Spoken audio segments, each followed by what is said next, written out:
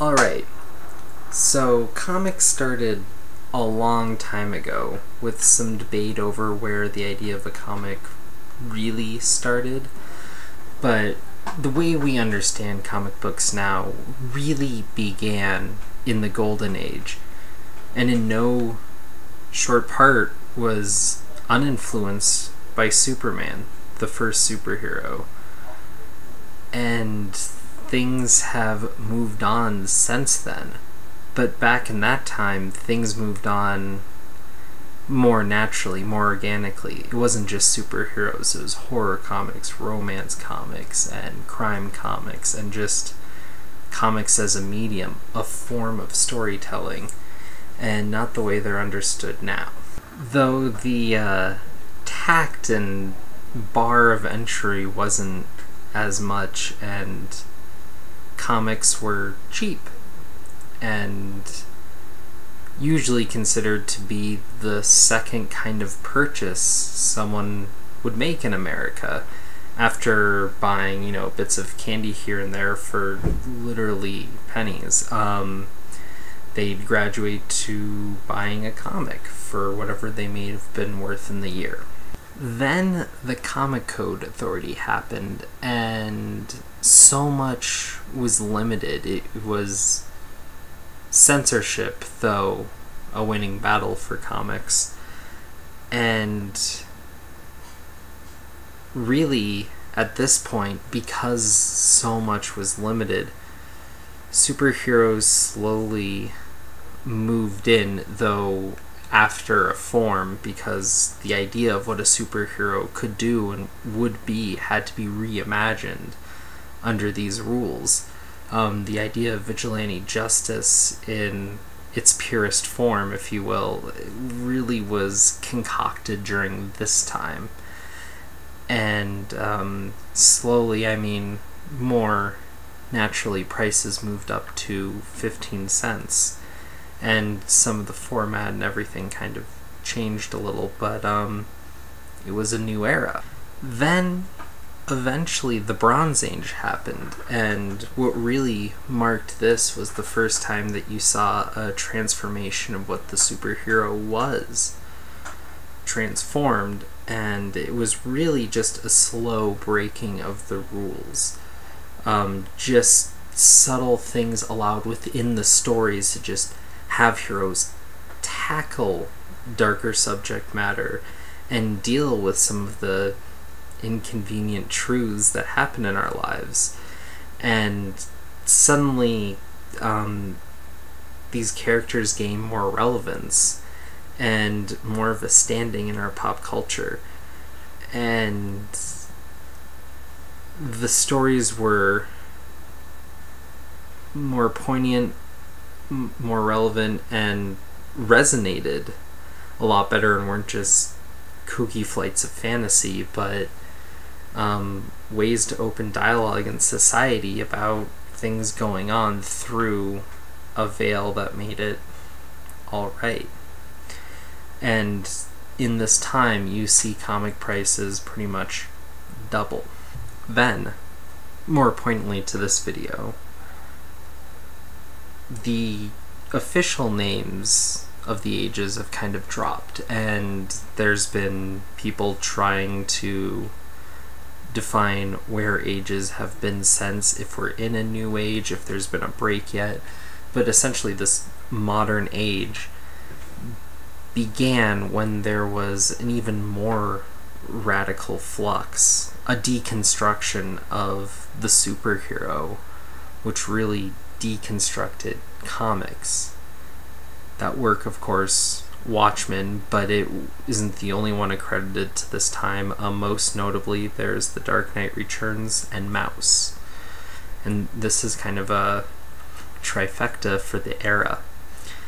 And there's other things that happen at this time outside of the more official comic channels. The idea of independent publishing comes up. You have Ninja Turtles, Cerebus, Usagi Jumbo, and Flaming Carrot, and others. Tons. This idea of all that comes around. Predating this, but kind of leading into all this, you have more of the idea of the head shop comics, the Fabulous Furry Freak Brothers, and Fat Freddy's Cat, and others kind of creep in and bring back more of comics' roots, where it was more about the strips and the cartoonists than this idea of people making comic books. And you see some of that start to slip in as well, and those start to be seen differently. And the idea of the comic book and the superhero or sci-fi adventure, which are really tightly knit when you get down to it, really become this idea and your bread and butter for comics, as they have been for a while, obviously, in these past ages. But you have now an understanding of why Watchmen is so important. But clearly, as this is a video that I'm making as a response to my bit about Watchmen, Watchmen, as said, is a deconstruction of the superhero. But if you break something down, shouldn't you be able to build it back up better than it was before, having seen the flaws? Now you're able to make something better. Isn't that the point of a deconstruction? If you just leave things broken, what's gained? And while I'm going to be talking about the Authority Revolution and where I think it marks kind of a beginning of a thought to where maybe, just maybe, somewhere around, the turn of the century, a new age was slowly coming in. Couldn't we say that it's time for that? Despite the fact that I do understand Watchmen is craft first and comics second in so many ways, and that's a great thing, that's a magical thing, and few things can really say that, especially amongst so many other comics. But I really think that if you think best has already happened, in a way, hope's lost. Hope that, there's going to be something better, and you stop looking for it. So I always want to supposit that the best comic has not been written. And I'm going to keep looking for it, but even when I find something better, I'm not going to believe, and I'm not going to hope, I'm not going to let myself for a second think it is the best comic. Because then what's the point, right? So hopefully the only constant will be that the best comic is not made yet.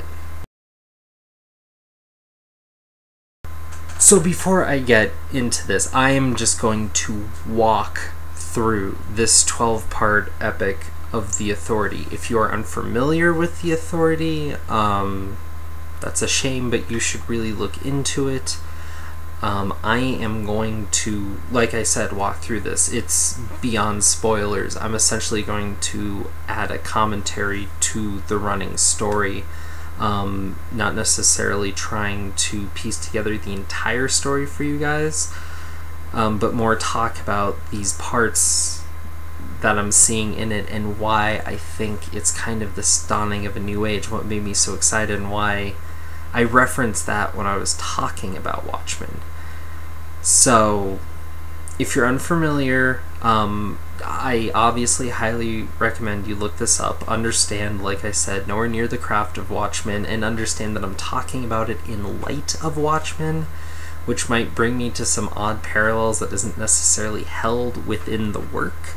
But that's just because I'm kind of in this whole mindset that I can't shake right now. And that was kind of the point of this video, right? So I'm just going to get to it from here, but if you're not cool with that, come back later.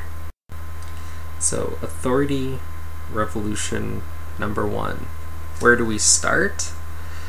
The Authority has taken over the United States of America and are leading, in a lot of ways, debating whether or not they should turn themselves from politicians to dictators, just for the simple fact that the wheels of red tape take too long to get anything done, and nobody's listening to any goddamn sense for even the most simple things. They were expecting debate on big issues, but some things they run across just are business as usual for politics, and you slowly see it eat at them. But then Paul Revere comes to the rescue of America, right? A obvious Uncle Sam anagram, described with having the strength of 10 men, but clearly more. Comes in and incites a riot, essentially, a way to fight back against these new oppressors. And it's kind of interesting, because if you take a step back, you realize, yeah, if this was any other comic, the Authority would be the villains, right? But they're not here. And here's Paul Revere calling them communists and fascists, among other things, and saying we need to take them down, we need to restore the old way. But here's this new world order coming in, trying to make things for the better, and they're being fought. But given who's the protagonist and the antagonist here, you know whose side we're on. But here's the interesting thing. The Authority, in so many ways, is born out of Watchmen. It's these heroes who are, frankly, right assholes. And they're saying they know better and they can do better because they are better. Which sounds like a good chunk of supervillains in the book for any of your Marvels or DCs. And here we are, and they're put in a position of power, and what are they going to do about it? If you just step back from it, I mean, it's actually really politically charged in a way that none of these books are, because you almost have to consider it, because no one's in the right here, and it is, in a way, hero versus hero. It gets established later that Paul Revere and so many of these other characters who are anagrams of older superheroes, mostly lesser known, are fighting the fight against these new guys who took over. And they are the superheroes of old fighting new order. I don't think that's just a coincidence that that's held in the book. So our President of the United States is told about this riot that's directed against him. He's in the Oval Office getting it on, and being a right President of the United States, he leaps into action to go fight, which is in and of itself kind of interesting, right? Here you go, you have this guy who's claiming to be better and doing all that. In so many of these situations, you see that kind of character say, well, I'm in a position of leadership now and I have to sit here to deal with things and send other people. No. He considers it and says it, but ultimately he realizes he needs to go out. So, he does. He starts kicking ass like a superhero, and that's just kind of an interesting take on saying, like, where are our heroes? Where do we want our heroes? It's not just someone who's vigilante justice. Now we have our superhero in the Oval Office, right? And in so many ways, isn't that what you want to see?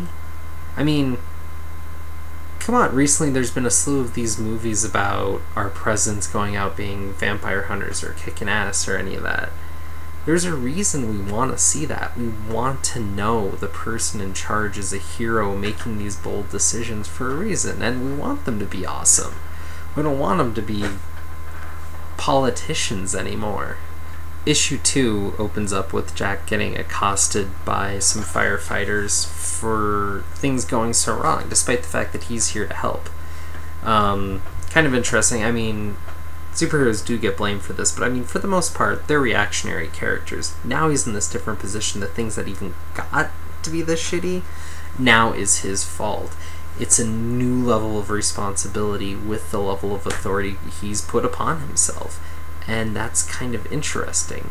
I mean, can you imagine any other kind of superhero team or anything having to deal with the fact that not only they couldn't deal with the threat necessarily, but the fact that there ever was a threat is a problem?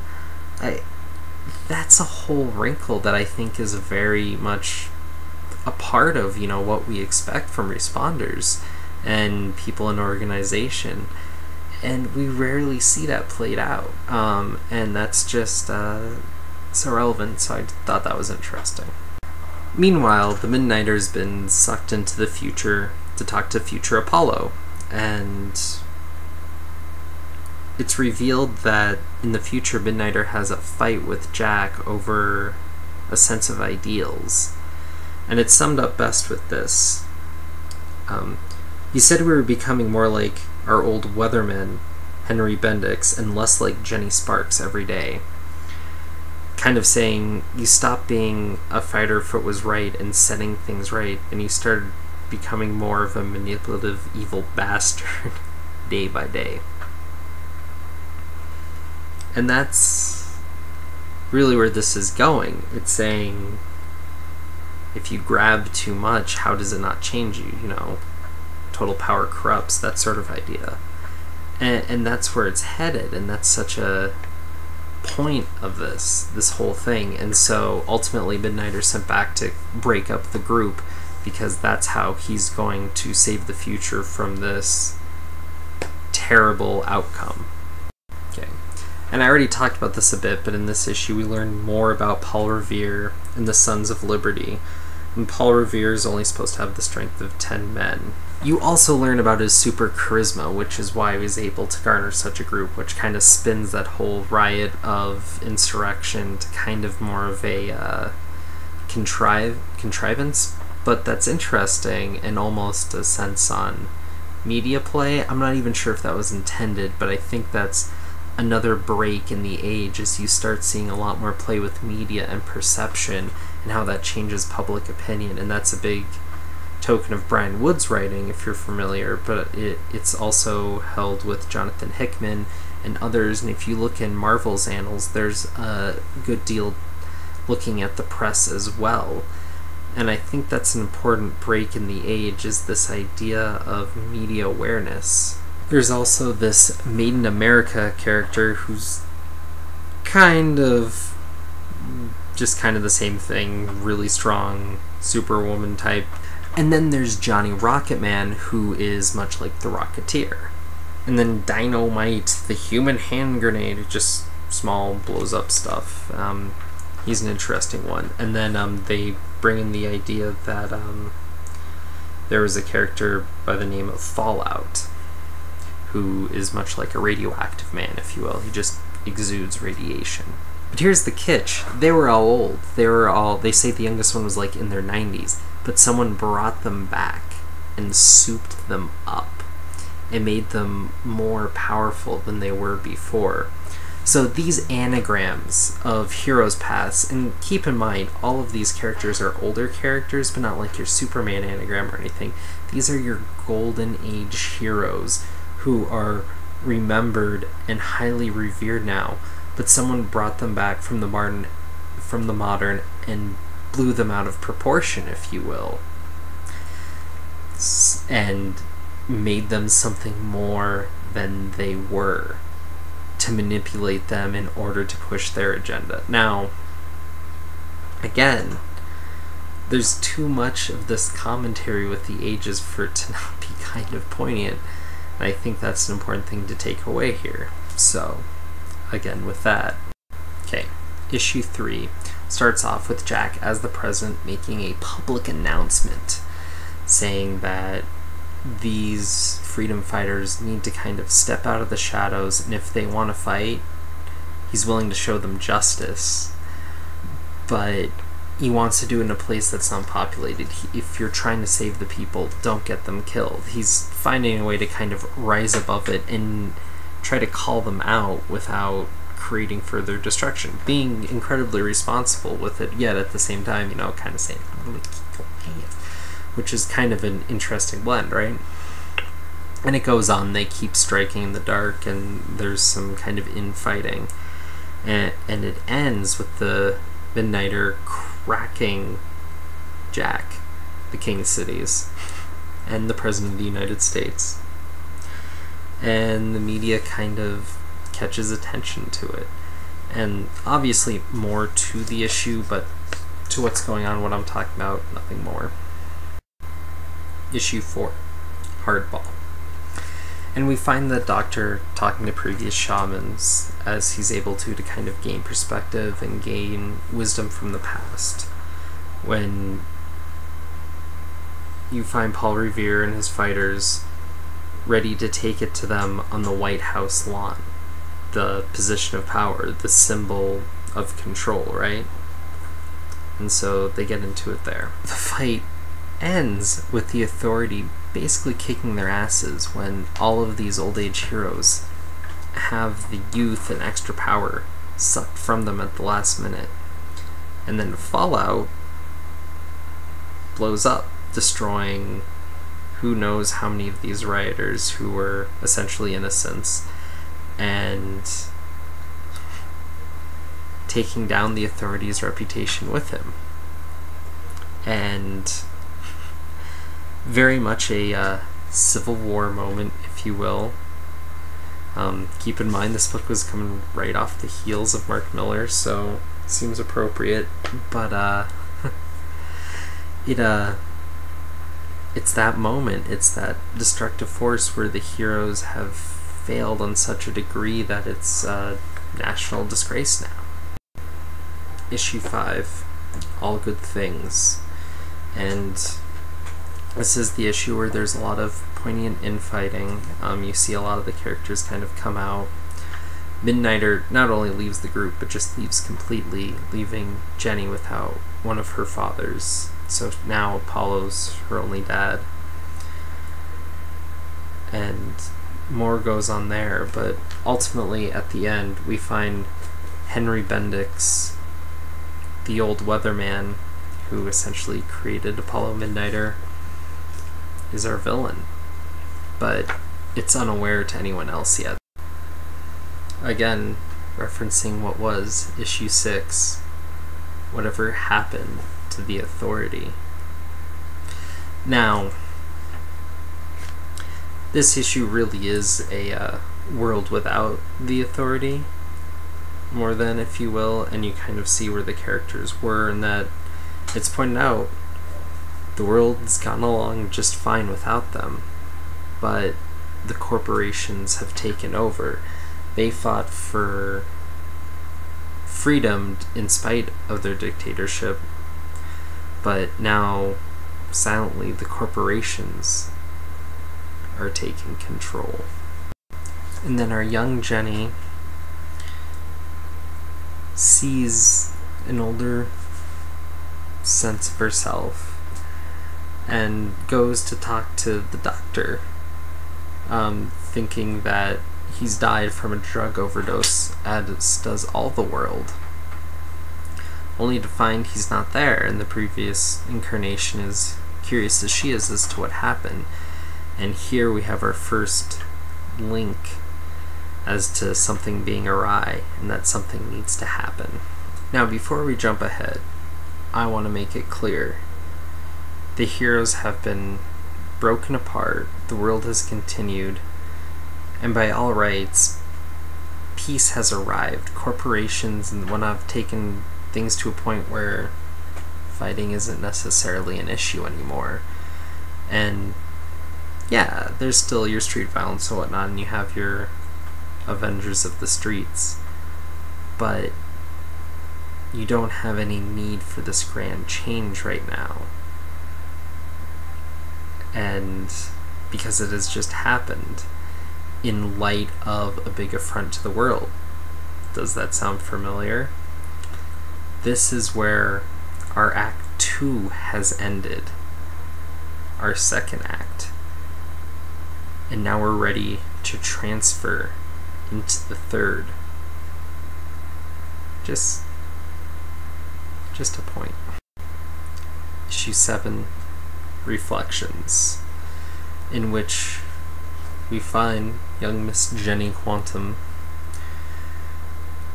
with a lot of preamble, finding herself traveling to a land of all the past spirits of the centuries.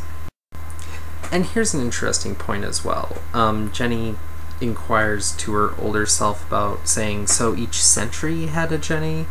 And the response is, it's not quite that simple, Jenny. Now it's each century, but for a while it was just the general period until the spirit changed. And they go on to say how there's kind of like an older one, and then the sense of fire, and there's like the Renaissance, the Crusade, and the Inquisition, and how they each have these different personalities kind of reflect what was going on and kind of move to what needed to be done to make sure that things were ready to pass on to the next generation. Changing and not necessarily afraid to kill or anything like that, but making sure things were moving forward. That's kind of our sense, our avatar of what a hero is not someone who's always necessarily protecting the meek, though usually, but someone who's making sure progress is being established. And at the end of this issue, Jenny basically grows herself into a teenager, and that's where we leave off. Kind of an understanding of what she needs to do and her aging herself so that she'll be able to do it. Issue 8, and a child. And there's obviously more to it, but this book is very much a tale we've seen so much, especially recently. It's getting the group together, getting the band together to deal with it, and there's all the infighting and all that, and we've been seeing all that building up, so they're able to kind of encapsulate it a bit better within one issue. But Jenny manages to get the group together and do that, and they already start bickering once they're at the table, and it ends with this little speech here at the end. No, that's enough, you guys. You're giving me a headache. It's a wonder you got anything done. So if you don't mind, she says, grabbing a cigarette at whatever tender age she's at, sitting on a table, leather jacket, all that. I'll take over from here. That way we don't waste any more time with your bitching and moaning. Now, first order of business, plain and simple, finding your old boss and reminding him who the fuck he's dealing with. And you see, I mean, she's literally born out of the old age, raised by the heroes, the, anagrams of Batman and Superman. And here she is taking charge, not dealing with any of the bullshit, and saying, we gotta get this done, and everyone's looking up to her sheerly for who she is and what she represents. Issue 9, The Truth About Henry. And whereas we're building up kind of this new age of hero, of course, you need to build up this new age of villain. It starts with him expositing with his reborn avatar of death, as the others have an avatar. And he gets into this interesting speech with her about why he's fighting them, because as you put, no, I admit, our goals were similar, but they wouldn't have been willing to do what was necessary. Their left-wing, commie, drug-addled minds were always too trapped up in their fantasy utopias to see the truth. And he goes on from there talking about Hawksmoor was forcing biofuel and saying that the government needed to come down and force it upon the companies so that the people could have and make for a better world. And, kind of pushing that idea that we don't need to be reliant on this and we can make a better way, so let's do it. And his way is saying, yet I put one word in the ear of the CEO of MacBurger Incorporated, and suddenly 7 million MacBurger locations are churning their fryer grease into biodiesel and selling it at the drive-through pumps instead of paying someone to haul it away. And basically what he's saying is, whereas the world's changing, he understands he needs to change it through people's greed, through money, and that the way the world works is that we're all selfish. We're not trying to better ourselves. And then he goes on, and then he quotes a bit about Mussolini, saying, fascism should more properly be called corporatism because it is the merger of the state and corporate power. And he says, well, how could a fascist create a finer world? How fucking indeed. And that's the root here. What people are fighting over isn't the fact that they want to make the world a better place, and honestly, to most people, they wouldn't really see much of a difference between these heroes and these villains except for a party line and a motivation. The difference between our heroes and our villains is the politics. So really, it's a shade of gray, and you could write the story either way and make either just as appealing. But because one's a right bastard because of what he believes, and because the others are trying to do good, despite being, you know, as human as the rest of us, that's the difference. That's what's going to make protagonists versus antagonists that we respond to, right? Right? I mean, think about the greatest villains you know that aren't pure evil incarnate. Because that doesn't really make any sense. One of the first ones to pop in your mind is Magneto, I'm sure, because he's such a great villain because he's not wholeheartedly a villain. He has something he believes in and he goes about it in exactly the wrong way pretty much every time. And that's what makes him so great. And here, we have pretty much the exact same thing, but I mean, it's so huge. It's just a political difference the way they go about it. That's your hero-villain divide. So anyways, the old Doctor was found out to be fucked to death, and his essence stored into a jar, and then the new Doctor imprisoned for about a year. And our new Doctor is someone in the Middle East who negotiated peace in the Middle East within basically a day. I mean, this is the sort of new hero we're dealing with, and I mean, how awesome is that, right? How awesome is just that concept? And as he got the powers, he was ready, strapped in with the bomb by the building and everything, ready to suicide bomb, and then this realization, talking to the world, opened up to him. And now you have this different kind of character, and now we have a group of characters when you assemble the authority that really represent even a larger chunk of the world now. Issue 10, Secrets Revealed. The title says so much about what this is about. It's kind of the villain's monologue, kind of explaining how all these weird little bits happened. Lots of that I didn't talk about how things went down, are really revealed here. And Midnighter is controlled and forced to fight the group, and he becomes the big kind of obstacle between them being able to save the day and stop it. As far as the points and metaphors and all that, this isn't a big issue for that, but still an amazing one and crucial for the plot. Issue 11, Throwdown.